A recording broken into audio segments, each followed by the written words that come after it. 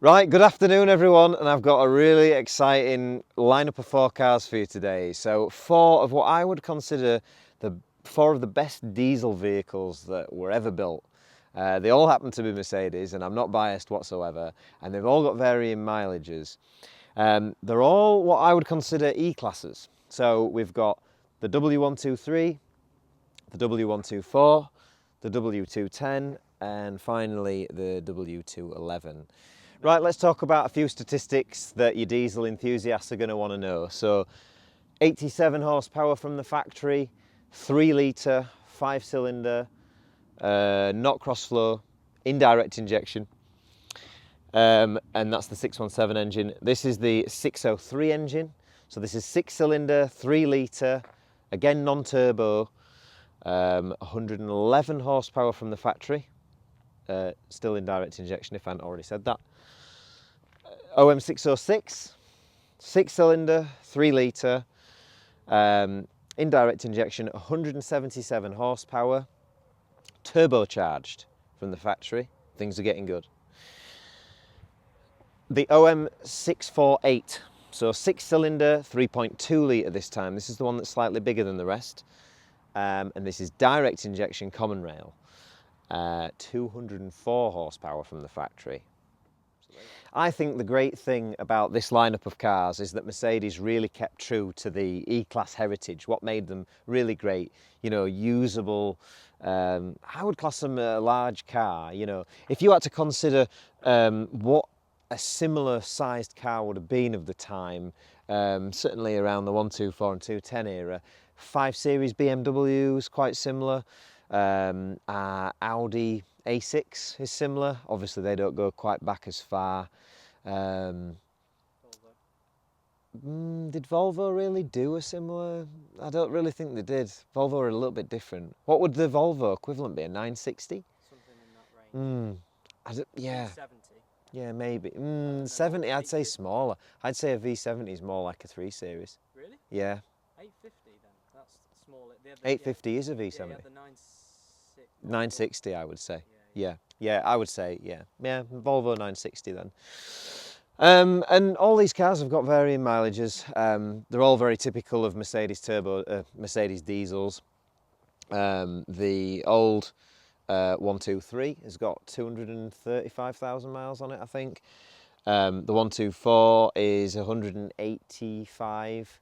The 210 is 150, so that's just a low mileage example. And my 211, my daily 211, has got 207,000 miles on it. So they're all kind of up there, but you wouldn't think it if you drove them, to be honest. And a really nice feature that they all have, which is nice, some modern Mercedes certainly don't have this, is look at the badge. Every single one of them have got that classic Mercedes emblem, and it's absolutely fantastic. They've all got it, you know, the 210 and even to the 211. And any Mercedes owner, if you haven't owned a Mercedes vehicle before, go and take a test drive in one, speak to a friend, go out in one, and the first thing you notice when you sat in that driver's seat is this. It literally is like a crosshair, like a target wherever you're going. It's such a cool feature of the car, and it's really nice that they all carry that same logo. So I think that the next thing to do is we'll go into the detail of each one of them, and then a little bit later on in the video, let's do some actual performance testing. See the 0-60s, see the sound levels. Yeah, let's put them to the test. Right, keep watching. We're going to start with the 123. So this is the W123 Mercedes 300D. You could get these in quite a variety of different engines. And it's a fairly basic interior, but for the era, it's really classy. They've got absolutely loads of room. There's some certain things that I really like about the 300D. It has some really deep rain channels, so in really heavy rain, when you get out of the car and whatever, it's not pouring down the side of the window and stuff, which is a little thing, but it's a nice design detail. There's some twiddly kind of roof racks. Maybe not my style, but certainly they do fit in with the classic Mercedes. plenty of room in the back, so if you were thinking about putting a child seat in or something like that, you've got absolutely loads of room in there. And like any Mercedes estate, which all of these are apart from the 124, it has an absolutely enormous boot. And if that isn't where you keep your classic Mercedes enthusiasm, Mercedes enthusiast magazine, well, there's a problem. So yeah, that's the 123. I'll give you a little glance under the engine bay.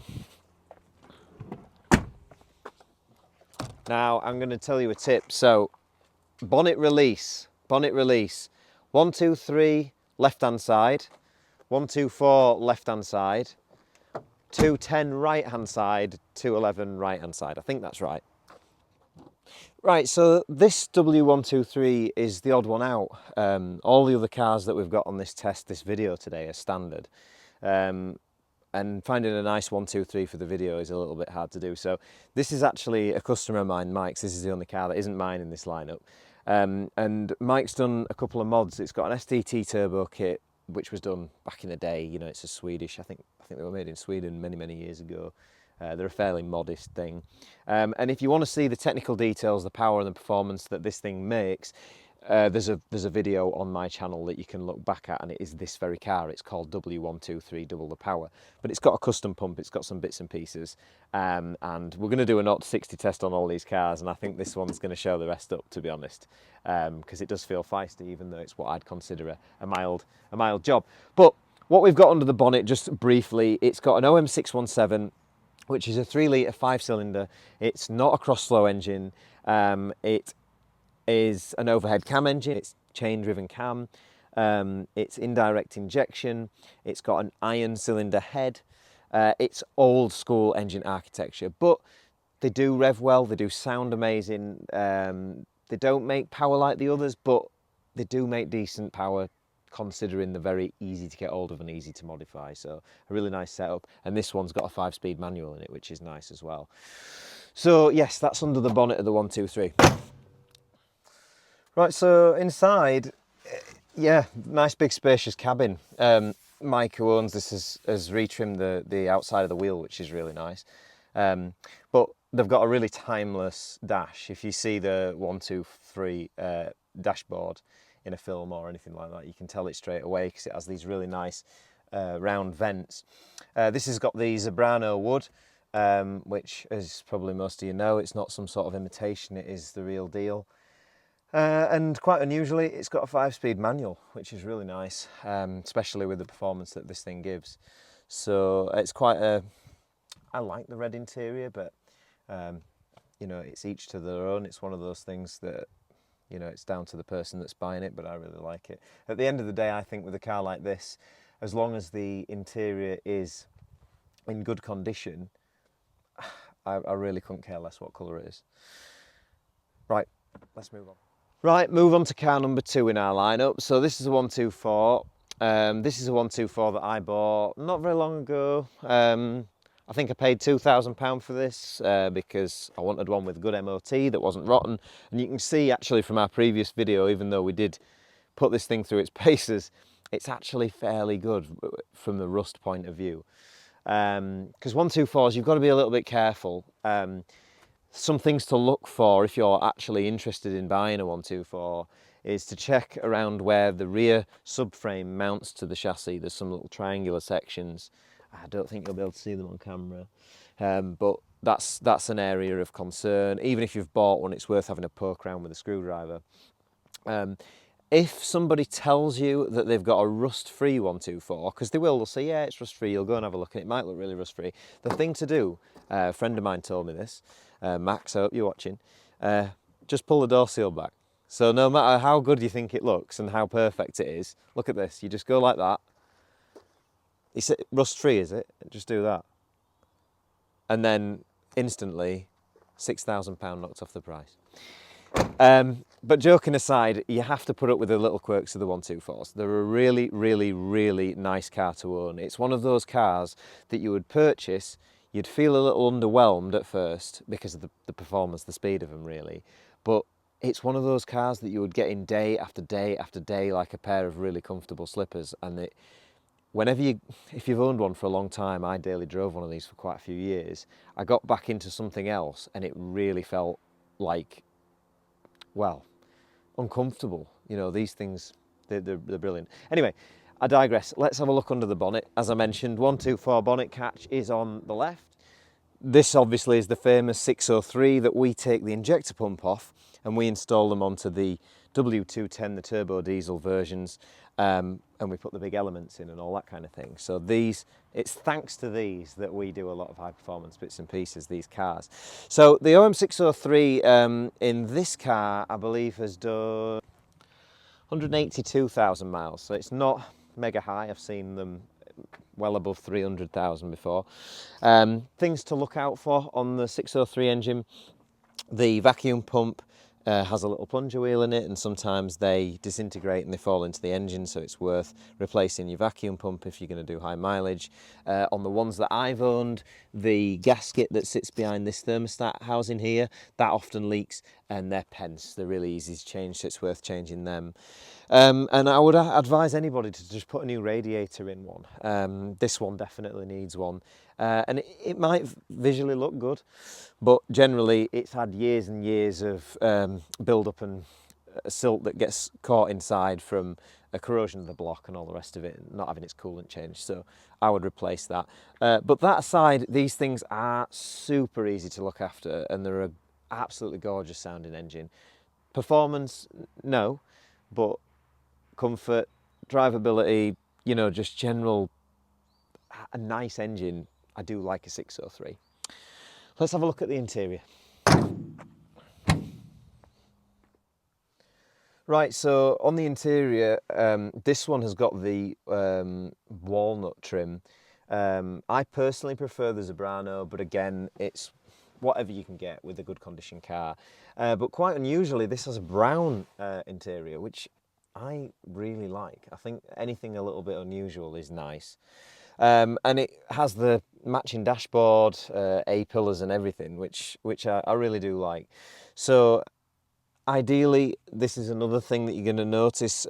Ideally, this walnut does need a re-lacquer. You can see the cracks in the epoxy, what they used to lacquer these in the first place. There are companies online that'll strip that back and they'll recoat them and it'll look absolutely awesome in here. That's just one little job that needs doing. You can see somebody's obviously drilled that to put an immobiliser in. But the good thing, the 124s came with a little bit more information on the dash as standard over the 123s. You know, you got a rev counter you did in the 123, and I think that's pretty much all you got extra, but it feels like you got a lot extra. You still got your oil pressure gauge, you still got your water temp and all the other bits and pieces, which you lose as you go newer and newer. This model doesn't have cruise control. Not many 123s did. Not many 124s did. I know there were some US spec ones that had it, but this one doesn't. So, but anyway, yeah, certainly a nice, comfortable place to be. A couple of other really nice features that I like about the 124, certain models especially. On some models you get this really gorgeous kind of bronze strip on the top of the windscreen and along the body. Now as you went to the later facelift ones, you would generally see that less, and it'd often be matte black, which was a damn shame because that is so nice. It's just such a nice feature of the car. And also the single wiper, the famous single wiper that literally it oscillates as it goes. It's like on a cam mechanism, and it pushes up into the corner of the windscreen and down and then back up into the corner of the windscreen. So that moves in and out like a piston as it goes round. And I remember as a child, like in my dad's E250, watching that, just mesmerising as it like went up, just absolutely amazing. Luckily they did carry that on into the 210, but that was pretty much the only E-classes that got them. Right, moving on to the W210. Now this is a baby really in comparison to the rest. It's only done 150,000 miles, which for these Mercedes turbo diesels is quite low. But it stands like a very typical, actually relatively well presented W210. Normally these things are absolutely rotten. They were one of the best diesel engines of all the Mercedes. well, in my opinion, and certainly for our needs. But sadly, the car bodies didn't quite have the same effort that went into them, I don't think. I mean, certainly perhaps the shape, but not the materials. So you often do see corrosion and rust, but as far as they go, this is really presentable. And some of the places to really look out for, especially if it's an estate like this, I always say for people to have a look in the boot. So if you open the boot and have a look inside these compartments, you've got a section in there, and you can see that section is like really nicely painted in still silver, which is really rare. Like there'll be probably 210 owners out there going, oh, how's he got that? It's like a holy grail. But normally that section is just rotted through, you know, people put stuff in it and whatever. So if that area is good in your 210, then good on you.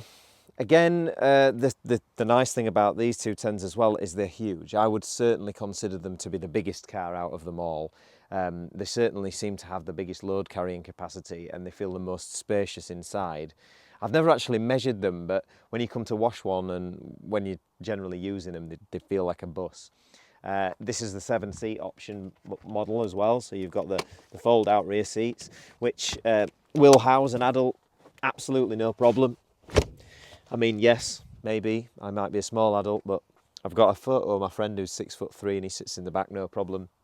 But this gives you an example. So obviously that seat has come out of that, which creates a footwell, and you've got a proper 3-point seat belt, which is awesome, really. So it's a true 7-seater. And what is nice is you've got a nice little cup holder for the long journeys. That isn't something that someone's added either. I've seen this in loads of 210s with rear seats. So was it a factory option? I don't actually know. My dad's 210 estate back in the day did not have the 7-seat option. So what else? Well, it doesn't have a tow bar, which is unusual for a 210. Normally they do have a tow bar. This is quite a lowly model. Well, it's an elegance. So back in the day when you could purchase one of these new, you could either have the classic, which was the bottom of the range, elegance, and then avant-garde, which obviously the avant-garde was the best. And the avant-garde was slightly lower. They generally had bigger wheels, and the avant-gardes always had the dark walnut, so it was like a really, really dark. You couldn't really tell the wood colour, but you could certainly see the wood grain. This model is an elegance, and it has the cloth. So the elegance was kind of like the not the cheap model, but the comfort model. So if you was a wealthy older gentleman, you didn't want the raciness of an avant-garde, then this is what you got. You got the elegance, and they are nice. They're very, very smooth and very comfortable. 16-inch wheels. These aren't the originals. These were a really popular wheel that people used to purchase to actually fit to 124s. And I often wondered whether it was somebody that used to own a 124 that kept the wheels and put them on the new 210. But yeah, they fit really nicely on two 124s. So let's get to the most important thing, the thing that everybody gets excited, and the reason why anybody would even want one of these cars, and that is what is under that bonnet. So let's pop the bonnet. Right, so this is the legendary OM606. This is the engine that we as a company get excited about, and lots of people all over the world.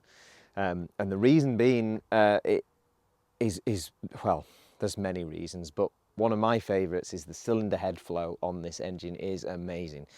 Literally, if you throw a little bit of boost at it, she makes power, and oh wow, what a fantastic engine. This is indirect injection as well, so the 617 that's in the far one, the 603 in this one, and the 606 in this one are all indirect injection. And these two share pump fitment patterns. So like I said before, the pump off the 603 can modify and go onto the 606, and then it can make this engine fully mechanical, which is the beauty in it, and that's why people take the engines out. This actually has an EDC pump. People complain about some unreliability issues, and just to briefly run through them, because obviously you might go and have a look at one of these.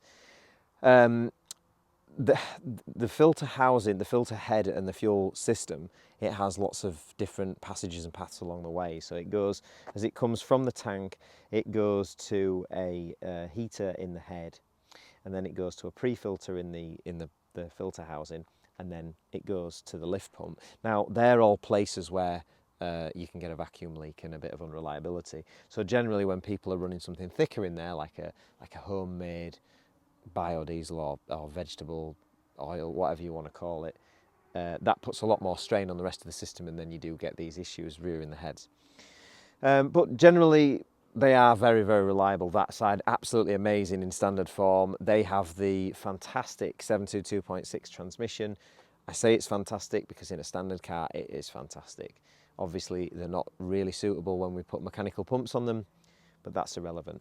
And the exciting thing is that I'm sure, as most of you know that will be watching this video, this engine will make 600 wheel horsepower on stock internals. And that is the really exciting thing that most people just can't get their head around, because it is absolutely mind-blowing. So that's an exciting one for you. Right, so on the inside, obviously this, as I mentioned before, is the elegance. So we've got the walnut trim. It's not the black walnut like you would get in an Avantgarde. And obviously it'll say elegance on the gear knob. And some of the nice things about the 210s, they all had cruise control, which is really nice. If you're doing big journeys, big distances, the cruise control is absolutely fantastic. And it's got the famous wiper as well, just the same as the other did. So we'll just show that off. Look at that. You can just see the pattern as it goes up into the corners, which is great. I really like that. That's a good reason just to buy the car alone. They have a laser key instead of a normal key. They moved on to that. Lots of little things coming in slowly. And then in the armrest, look, it's ventilated. So it actually has a cooling section. You can put your drink in there or whatever. So that's a great detail. And I really like the shape of the dash, where it has this kind of like section across. If you remember some of the Audis of the similar era, they also had this kind of like stripping of the dash, and I think that's a really good look. Nice car, very big. They feel very, very big inside, so if you're a big person, I would imagine this will be a really nice car for you. It feels a little bit cavernous for me, but like I say, it's not uncomfortable, but it is a big car. I don't think anyone's going to feel cramped up in this one. Another nice little factor to consider, remote central locking on a 210. It's very rare that a 124 would have remote central locking. It'd usually be a key. The later models, the facelift ones, which I don't like as much, they did have a form of remote central locking, but you had to be close to the actual door, which was crappy. So something to consider. I mean, it's certainly, if you've always had modern cars and you think about getting something older, a bit more classic, it is quite hard getting away from being used to having remote central locking. So yeah, it's definitely, I think this definitely fits into the more modern car era. Its looks may be questionable, but it definitely does what modern cars do. Cruise control, you know, remote central locking, they all had air conditioning. Yeah, I definitely class it as getting into that modern era. Right, so this is the last in the lineup. This is my daily driver, believe it or not. So it's an unmodified 320 CDI Elegance. It's like the most unassuming car. I mean, you've seen some of the other stuff I drive, and I like this. Like, no, you can literally cruise through a town. No one even knows you exist. Like, it's amazing. It's like being in an invisibility cloak. Yeah, that is what it is. Anyway, so let's talk about what this car is. So this is obviously the generation after, well, after the 210 model. The 211 came out, and the early 211s like this had the straight six, the OM648 engine in them. They had the 722.6 transmission, believe it or not, exactly the same as in that. Yes, it was beefed up, but it was the same in the 210. And again, it's an elegance model, so it wasn't the Avantgarde. This isn't the sporty model. This was the comfort model. This was the one that the older gentleman would buy and literally just cruise and waft around, because that's what it was built for. And it's got some really nice features that go along with that. This one's done 207,000 miles, is it? Yeah, well, nearly 208,000 miles. Like I say, unmodified. It certainly doesn't look like it's had a lot done to it. I'll show you under the bonnet. Again, right-hand bonnet pull, because modern era Mercedes.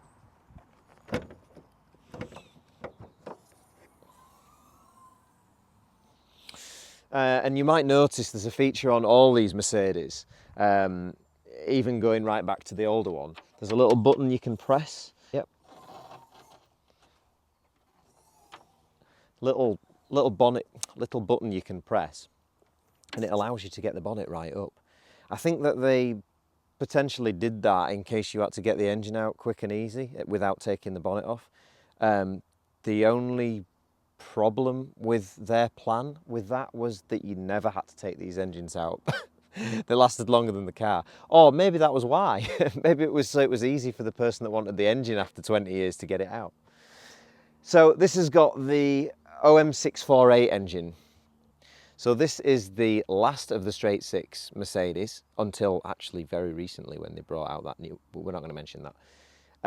And this had common rail, direct injection, so different in that respect to the others. It had variable geometry turbo, and it had lots of other features that really brought it leaps and bounds ahead of the earlier models. Loads of bottom end torque, decent fuel economy. They all have good fuel economy, but I think these were just a little bit better. And still as smooth and quiet as Mercedes are known to be. So another brilliant engine. And I would arguably say that for the least amount of money, this one can be tuned obviously to the most power level. You know, with a really aggressive map on one of these, you're in the high 200s towards 300 horsepower, and they do feel savage just with a map. You know, whereas some of those older models, you're spending fortunes to even get there. I mean, don't get me wrong, I love mechanical tuning, that's why I do it, but bang for your buck, this thing, you can't really fault it. So yeah, that's the engine. Intercooler in the front there, you can just see down the bottom, it's actually quite similar to the 210 version. And common rail pumps on the front. Some people might upgrade them if they're going to go hard on tuning. The one thing to know about the 648 engine as well is the bottom end is much more heavy duty than a 606 or the predecessors, which is interesting.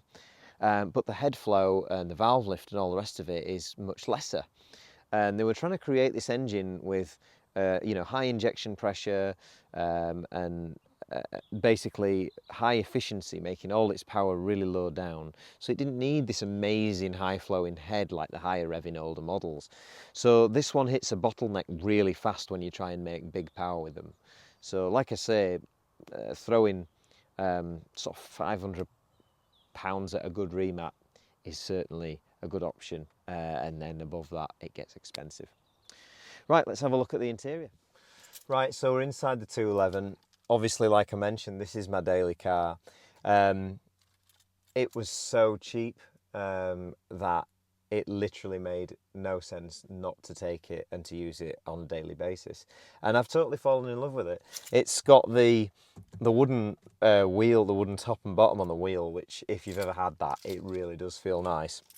And it had a few tricks up its sleeve. So unfortunately, we lost the really nice single wiper thing. So we've just got fairly, well, I say fairly normal wipers. We've actually got one wiper that's normal, and we have one wiper that's on kind of like a parallel linkage. So that there is a bit of technology going on in the wipers, but it wasn't as cool as the old one. It does clear more of the screen. Mercedes were not really bothered about the coolness, I don't think. So the dashboard in the 211, I think, is a really nice shape. It's really, really well laid out, and when I first ever went in one of these cars, again, it felt like I jumped forward in time into like a spaceship. It was absolutely amazing, and I still love the look of the dash now.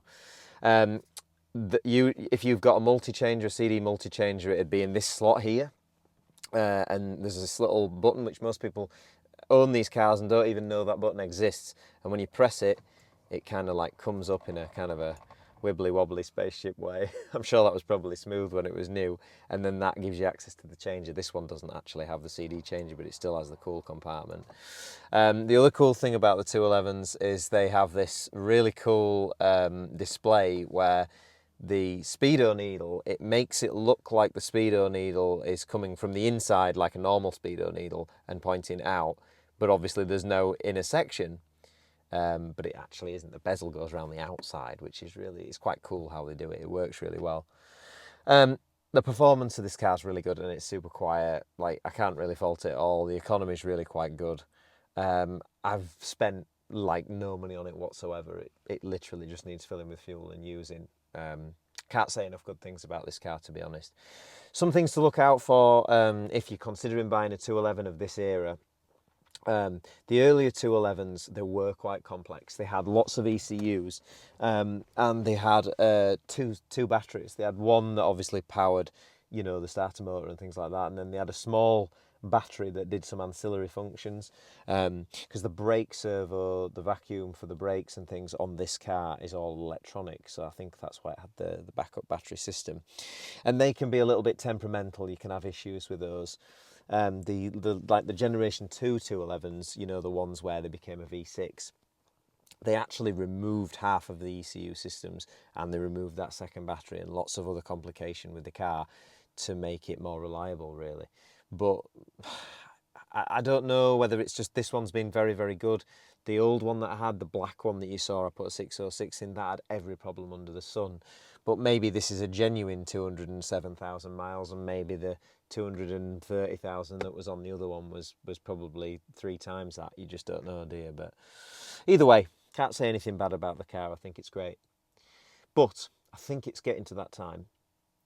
I think we should do a 0 to 60 test with them all. What's your money on?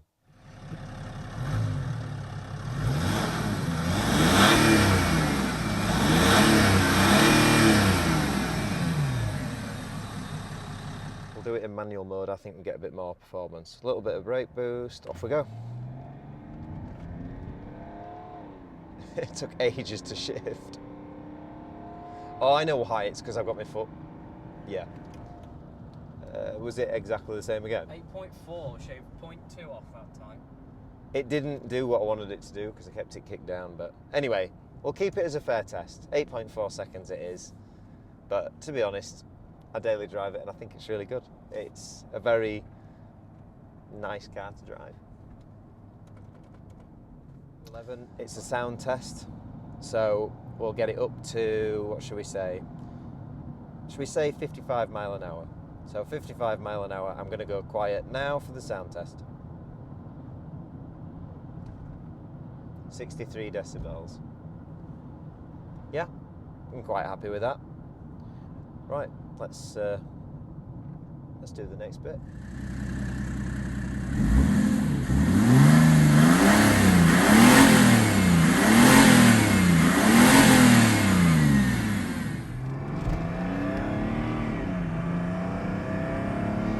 As a child, hearing that sound, it was just fantastic. Right, so we're ready for the 0 to 60 test in the totally stock 210. I'm going to give it a little brake boost and then off we go. Ready, let's go. That sound is fantastic. It just sounds so awesome. Gearbox seems a lot better too. Yeah. The older one. Yeah, we did it. 60. 9.3. Not bad, not bad. Only a little bit behind the old 211. So what was that? The 211 was 8.4 and this was 9.3, yeah? Yeah, I think that's right. Cool. It's 55. Yeah. I'll get up there. Fucking hell. That was fruity. Even then it's still 70. Right. Right, we're at 55. Sound test, here we go.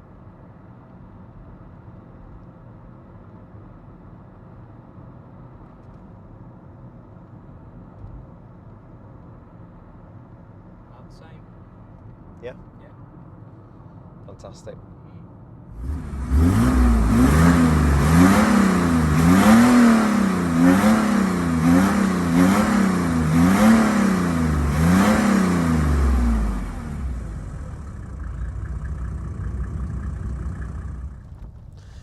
So we're in the 124 again, and what's quite amusing is how perfectly it drives after yesterday's abuse.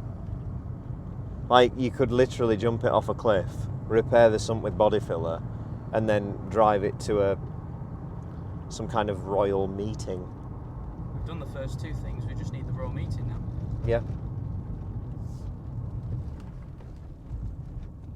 I always find that when you jump into a 124, especially a diesel model, you automatically brake less than you would in any normal car because it has very little power. You just don't ever lose that momentum that you need to keep going. It's basically a momentum machine. And so quiet, smooth. Bit of wind noise coming from it though. I think that's coming from the that stupid thing they've put on the roof. Maybe we're just not used to old school aerodynamics. Nah, it's definitely that numb thing on the roof. Yeah. That's not going to help.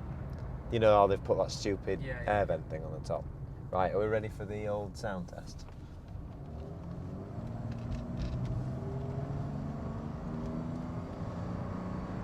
Are we going to get to 55? It's going to be a loud one, just get in there. Right, we're at 55. What's the sound? What's the volume level? 65. 65. I think it's slightly higher because of that stupid thing on the roof and the fact that that piece of headlining is missing. I'm upset because I thought that the 124 would be the quietest because they are so quiet. So and that you can hear that and it's annoying me. But anyway, it's still damn close, isn't it? Even with that, it might be quieter if it actually had that. I'd say so. Let's try it back to back. Just out of interest, what's the sound of it at full acceleration?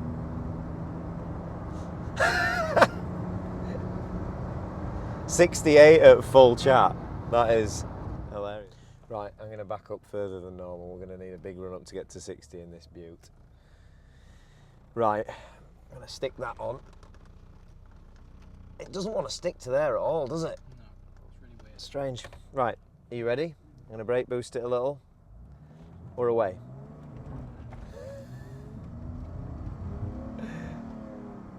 Oh, a bit of slipping first to second. Well. 52. Round the corner. 60, there we What's are. your number?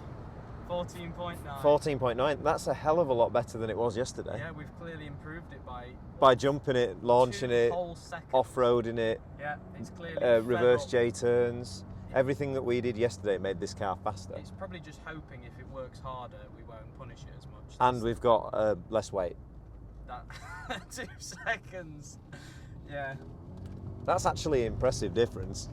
Honestly, put it back in. So we've gone, we did 8.4. Yeah. We did 8.4 in the 211. Mm-hmm. We did 9.2, was it? I think so. 9.2 in the 210 and 14.9 in the 124. Quite a big jump, It's a big jump, but yeah, I mean, that's what it was like. You imagine, like I said, my dad had one of these, and then he got the 210 when I was a kid when it came out new, and it was like getting out of a normal car and into a racing car. It was absolutely massive, the difference. Right, let's do the next.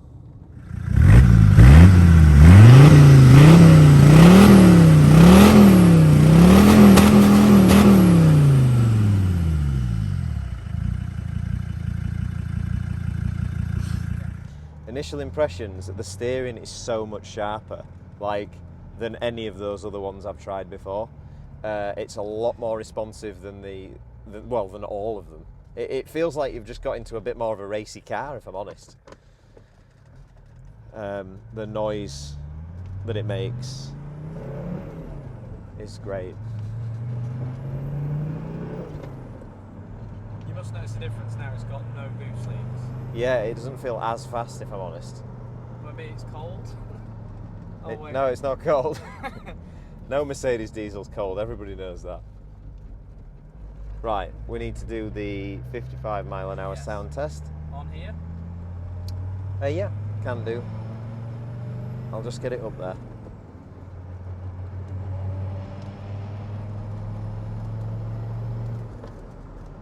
Apparently that's 55.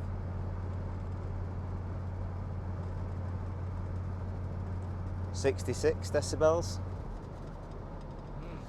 66, so a little bit higher than the others. Yeah? Okay, should we go straight to the 0 to 60 test? Yes. Okay. Right, are we ready? Right, so not 60, it's a manual, so it's down to driver skill. Let's see what happens. Ready for the noise.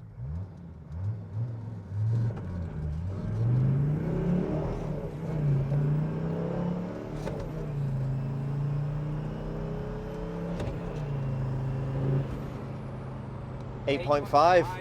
Oh, 8.5. It was just like 0.1 second, 0.1 of a second slower than the 210.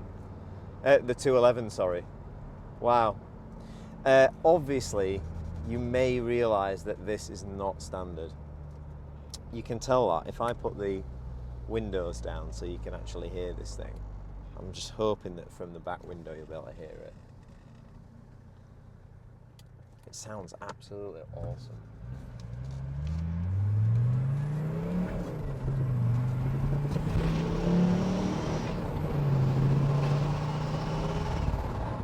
So this is the first time you've been in 4 Mercedes in one day. Definitely. Did you immediately picture a girl named Mercedes? No, I did actually think of the cars on this occasion. Okay, good. Yeah, so the first time I've been in 4 Mercedes, I think in one day, probably, maybe. The cars. The cars. Yeah. And I don't know, what was your verdict? What did you think of the engines wise, which do you think sounded the nicest? Surprisingly, this one, despite having no turbo. Although then again, 5-cylinder turbo. Yeah, no, I would agree with your first choice. Really? I would say this has a real nice tone to it, closely followed. If I had to make a second, if there had to be like a first, second, third, fourth, I'd go, this sounds the best. Yeah. Then 210, and then 123, and then 211. I'm tired. I think that's the problem. I'm like struggling. I'm like struggling with life. Yeah. From an outside point of view, I'm assuming that one sounded the best because that one has an exhaust on it. Yes, that's definitely a fruity one. Yeah, that's why we did the drive-by. Do you want to see the drive-by? I'll play the drive-by.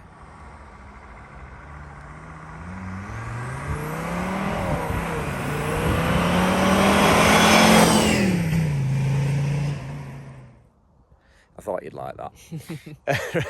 I liked it. Yeah. I'm sure everyone in the local village liked it too. Everybody liked it. Enough times. So, verdict then. If let's talk costs, right? So, this 124 cost me £2,000. I think that 210, you would probably get probably £2,000 for that these days. I paid very little for that on the end. I think it's probably again worth maybe like £2,000 right now. Yeah, it may probably less. I paid like 250 quid, but yeah, COVID, everything's gone up. But I don't know. It's probably, who cares what it's worth? It was very cheap.